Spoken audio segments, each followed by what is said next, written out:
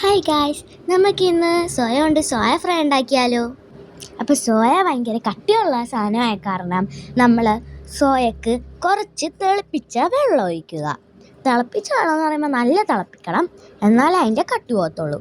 അത് കഴിഞ്ഞിട്ട് കുറച്ച് ലേശം ഉപ്പ് നമ്മളിട്ട് കൊടുക്കുക. നേരത്തെ നമ്മൾ തിളപ്പിക്കാൻ വെച്ച വെള്ളം എടുത്തിട്ട് സോയയിലോട്ടേക്ക് ഒഴിച്ചു കൊടുക്കുക. നല്ല ചൂടുവെള്ളം വേണം തിളപ്പിച്ചിട്ട് ഒഴിക്കാനായിട്ട്. നമ്മളിനി ഒരു 5 മിനിറ്റ്സ് സോയ സോഫ്റ്റ് ആവണ വരെ വെയിറ്റ് ചെയ്ത് കൊടുക്കുക. സോയ ഒന്ന് ആയി കഴിയുമ്പോൾ വെള്ളമൊക്കെ മാറ്റിയിട്ട് നല്ലപോലെ പിരിഞ്ഞെടുക്കുക. നമ്മളിത് പിരിഞ്ഞ് കഴിഞ്ഞിട്ട് വേറൊരു പാത്രത്തിലോട്ടേക്ക് മാറ്റി വെക്കുക.